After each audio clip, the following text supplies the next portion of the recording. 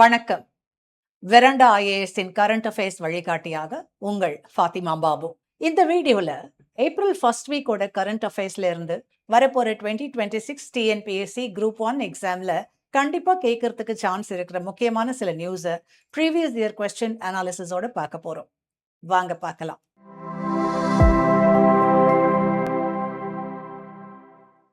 இந்தியாவுல சட்டம் மற்றும் ஒழுங்கை காக்கிற முக்கிய அமைப்பு காவல்துறை. ஆனா அதே காவல்துறை சில சமயங்கள்ல மனித உரிமைகளை மீறும்போது அது ஜனநாயகத்திற்கு பெரிய சவாலா மாறுது. இதற்கான மிக முக்கியமான எடுத்துக்காட்டு தமிழ்நாட்டில் நடந்த சாத்தான்குளம் சம்பவம். 2020ஆம் ஆண்டு தூத்துக்குடி மாவட்டத்தில் தந்தை மகன் கைது செய்யப்பட்டு காவல் நிலையத்தில் கடுமையான உடல் வன்முறைக்கு உள்ளாகி உயிரிழந்த சம்பவம் நாடு முழுவதும் அதிர்ச்சியை ஏற்படுத்தியது. இந்த சம்பவம் ஒரு தனி கிரைம் அல்ல, அது கஸ்டோடியல் வயலன்ஸ் என்ற பெரிய ஸ்ட்ரக்சரல் பிரச்சனையின் வெளிப்பாடு. இப்போ இந்த கேஸோட ஜட்ஜ்மெண்ட் வந்திருக்கு. அத பத்தி தான் இந்த வீடியோல பார்க்க போறோம். இப்போ இந்த டாபிக்கோட குரூப் 1 சிலபஸ் ரெலவன்ஸ் பத்தி பார்த்துடலாம். பிரிலிம்ஸ் ஜிஎஸ் சிலபஸ்ல யூனிட் 4 பிரிலிம்ஸ்ல கரண்ட் அஃபேர்ஸ் அண்ட் ஸ்டாட்டிக் ஏரியால கவர் ஆகும். மெயின்ஸ்ல ஜிஎஸ் ஃபர்ஸ்ட் அண்ட் செகண்ட் பேப்பர்லையும் கவர் ஆகும். சாத்தான்குளம் காவல் மரணம் வழக்கு 2020 இந்தியாவில் கஸ்டோடியல் வயலன்ஸ் பற்றின மிக முக்கியமான டேர்னிங் பாயிண்டா இருந்துச்சு. தூத்துக்குடி மாவட்டத்துல ஜெயராஜ் மற்றும் பெனிக்ஸ் கைது செய்யப்பட்டு காவல் நிலையத்தில் கடுமையான டார்ச்சர் காரணமா உயிரிழந்தாங்க. இந்த சம்பவம் தேசிய அளவில் பெரிய எதிர்ப்பை ஏற்படுத்தியது. இதுக்கப்புறமா மெட்ராஸ் ஹைகோர்ட் தானா முன்வந்து சுவமோட்டோ நடவடிக்கை எடுத்து விசாரணைய சிபிஐக்கு மாத்துச்சு. விசாரணையில போலீசார் தாக்குதல் நடத்தினதும் ஆதாரங்களை அழிக்க முயன்றதும் நிரூபிக்கப்பட்டுச்சு. இந்த வழக்குல இப்போ ஒரு முக்கியமான தீர்ப்பு வந்திருக்கு. மதுரை மாவட்ட நீதிமன்றம் 9 போலீஸ் அதிகாரிகளை குற்றவாளிகள் என அறிவித்து அவர்களுக்கு மரண தண்டனை டெத் சென்டென்ஸ் வழங்கியது. இது இந்தியாவில் கஸ்டோடியல் டெத் வழக்கில் மிகவும் அரிதான மற்றும் கடுமையான தண்டனையாக கருதப்படுகிறது. நீதிமன்றம் இந்த வழக்கை brutal custodial torture leading to murder என கருதி மேக்சிமம் பனிஷ்மெண்ட் வழங்கியது. இந்த ஜட்ஜ்மெண்டோட முக்கியமான சிக்னிஃபிகன்ஸ் என்னன்னா, இது போலீஸ் அக்கௌண்டபிலிட்டிய மிகவும் வலுப்படுத்துது. சாதாரணமா கஸ்டோடியல் டெத் வழக்குகள்ல கன்விக்ஷன் ரேட் ரொம்பவே குறைவு. ஆனா இந்த வழக்குல டைரக்டா மர்டர் சார்ஜ் வைத்து டெத் பெனால்டி வழங்கினது ஜுடிஷியரின் கடுமையான நிலைப்பாட்டை காட்டுது. அதே சமயம் சில மனித உரிமை ஆர்வலர்கள் டெத் பெனால்டிக்கு பதிலா லைஃப் இம்ப்ரிசன்மெண்ட் கொடுத்திருக்கலாம் என்றும் கருத்து தெரிவிச்சிருக்காங்க. முடிவா பார்க்கும்போது சாத்தான்குளம் தீர்ப்பு ஒரு சிங்கிள் கேஸ் ஜட்ஜ்மெண்ட் மட்டும் இல்ல, இது இந்திய காவல்துறைக்கு ஒரு ஸ்ட்ராங் வார்னிங். கஸ்டோடியல் வயலன்ஸுக்கு ஜீரோ டாலரன்ஸ் என்ற மெசேஜ் இதன் மூலம் சொசைட்டிக்கு சென்றுள்ளது. இது எதிர்காலத்துல போலீஸ் வன்முறையை கட்டுப்படுத்துற ஒரு முக்கிய பிரசிடென்டா கருதப்படுது. இப்போ கஸ்டோடியல் டெத் பத்தி டீட்டெயிலா சொல்றேன். கஸ்டோடியல் டெத் அப்படின்னா ஒருத்தர் போலீஸ் கஸ்டடி அல்லது ஜுடிஷியல் கஸ்டடியில இருக்கும்போது சாகிறது. இது பல காரணங்களால ஏற்படுது. உடல் வன்முறை, மருத்துவ கவனக்குறைவு, மன அழுத்தம் அல்லது இல்லீகல் டிடென்ஷன். இந்தியாவில் கஸ்டோடியல் டெத்ஸ் ஒரு சிஸ்டமிக் ப்ராப்ளமாகவே இருக்கு. National human rights commission NHRC தரவுகளின்படி ஒரு வருடத்திற்கு ஆயிரக்கணக்கான கஸ்டோடியல் டெத்ஸ் பதிவாகின்றன. உதாரணமா 2021-2022 காலகட்டத்தில் மட்டும் 2300க்கும் மேற்பட்ட கஸ்டோடியல் டெத்ஸ் நடந்திருக்கு. மேலும் 2023 அளவில் இந்த எண்ணிக்கை 2700க்கும் மேல சென்றுள்ளது. இதன் மூலமா இந்த பிரச்சனை ஐசோலேட்டட் இல்ல, அது nation wide trend. NCRB national crime records bureau, அதாவது தேசிய குற்ற ஆவண காப்பகம் டேட்டா பார்த்தா இன்னும் கிளியரா புரியும். 2017-18 146 போலீஸ் கஸ்டடி டெத்ஸ் இருந்துச்சு. 2021-22 இது 175 வரை உயர்ந்திருக்கு. மேலும் 2000 இருந்து 2022 வரைக்கும் ஆவரேஜா ஆண்டுக்கு 90க்கும் மேற்பட்ட போலீஸ் கஸ்டடி டெத்ஸ் நடக்குது. இதுல இருந்து நாம என்ன புரிஞ்சுக்கணும்னா, இந்த பிரச்சனை தொடர்ந்து இருக்கு.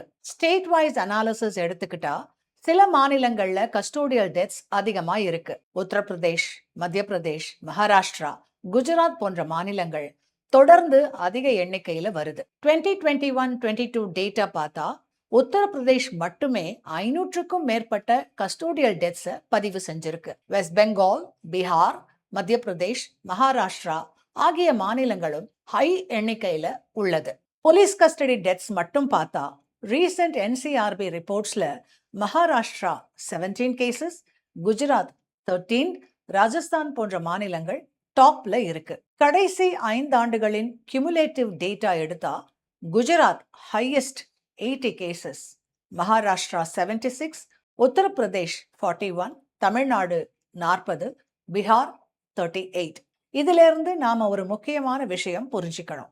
தமிழ்நாடு டாப்ல இல்ல, ஆனாலும் கன்சர்ன் லிஸ்ட்ல இருக்கு. தமிழ்நாடு பத்தின ஸ்பெசிபிக் அனாலிசிஸ் எடுத்துக்கிட்டோம்னா கடந்த சில ஆண்டுகள்ல கஸ்டோடியல் டெத்ஸ் தொடர்ந்து டிபேட் ஆகி வருது. சில ரிப்போர்ட்ஸ் படி 2016-2022 காலகட்டத்தில் சுமார் 490 கஸ்டோடியல் டெத்ஸ் பதிவாகி இருக்கு.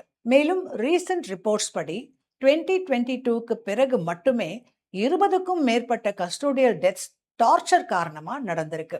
இது ஒரு சிஸ்டமிக் இஷ்யூ இருக்குது அப்படிங்கறத காட்டுது. சாத்தான்குளம் கேஸ் இத நேஷனல் லெவலுக்கு எடுத்துட்டு போச்சு. இந்த கஸ்டோடியல் வயலன்ஸ் ஒரு ஹியூமன் ரைட்ஸ் வயலேஷன். இந்திய அரசியல் அமைப்பின் article 21 right to life and personal liberty இந்த ரைட்டை டைரக்டா வயலேட் பண்ணுது.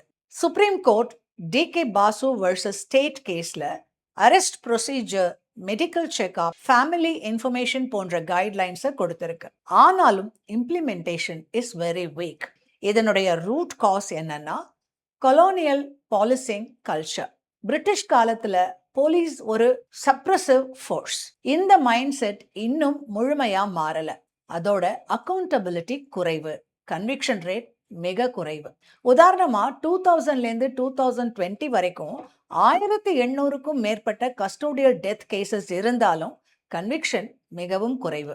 சில ரிப்போர்ட்ஸ் படி 26 கன்விக்ஷன்ஸ் மட்டும்தான். இது இம்ப்யூனிட்டி கல்ச்சரை உருவாக்குது. இன்னொரு முக்கியமான observation, victims mostly poor SC/ST background மக்கள். இது சமூக அநீதியையும் ரிஃப்ளெக்ட் பண்ணுது.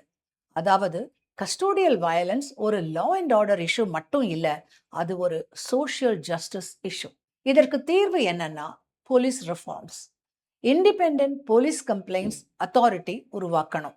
CCTV cameras, body cameras mandatory ஆகணும். கஸ்டோடியல் டார்ச்சருக்கு 0 டாலரன்ஸ் பாலிசி இருக்கணும். அதோட human rights training, emotional intelligence training போலீஸுக்கு வழங்கணும். கஸ்டோடியல் டெத் ஒரு இண்டிவிஜுவல் கிரைம் இல்ல, அது ஒரு சிஸ்டம் ஃபெயிலியர். சட்டத்தை காப்பாற்ற வேண்டிய அமைப்பு சட்டத்தை மீறும் போதுதான் ஜனநாயகத்தின் அடித்தளம் பாதிக்கப்படுது. இப்போ இந்த மெயின்ஸ் கொஸ்டினை பாருங்க. 2025 மெயின்ஸ்ல கேட்டது. In what ways police excess can be controlled and regulated? What kind of training does the police force need to handle people and situations in a more humane approach? காவல்துறையின் அத்துமீறல்களை எந்த வழிகளில் கட்டுப்படுத்தலாம் மற்றும் ஒழுங்குபடுத்தலாம்? மக்களையும் சூழ்நிலைகளையும் மிகவும் மனிதாபிமான அணுகுமுறையில் கையாள காவல்துறைக்கு எந்த வகையான பயிற்சிகள் தேவை? இப்போ இந்த மெயின்ஸ் கொஸ்டினுக்கான ஆன்சரை டிஸ்கஸ் பண்ணலாம். இந்த டாபிக் அப்பதான் கம்ப்ளீட் ஆகும். ஒரு மெயின்ஸ் ஆன்சர்ல இன்ட்ரோடக்ஷன், பாடி, கன்க்ளூஷன் 3 பார்ட்ஸ் இருக்கு. ஃபர்ஸ்ட் ஆன்சரோட இன்ட்ரோ போர்ஷன் பார்க்கலாம். போலீஸ் எக்ஸஸ் அல்லது காவல்துறை அத்துமீறல்கள் அப்படின்னா சட்டத்தை காக்க வேண்டிய அதிகாரிகள் தங்களுடைய அதிகாரத்தை தவறா பயன்படுத்தும் நிலை. இது ஜனநாயகத்துல மிகப்பெரிய பிரச்சனை. ஏன்னா காவல்துறை தான் மக்களின் பாதுகாப்புக்காக இருக்க வேண்டிய அமைப்பு. ஆனா அந்த அமைப்பே மனித உரிமைகளை மீறும் போது article 21 right to life and personal liberty நேரடியா பாதிக்கப்படுது. சாத்தான்குளம் போன்ற சம்பவங்கள் இதற்கு ஒரு ரியல் எக்ஸாம்பிள்.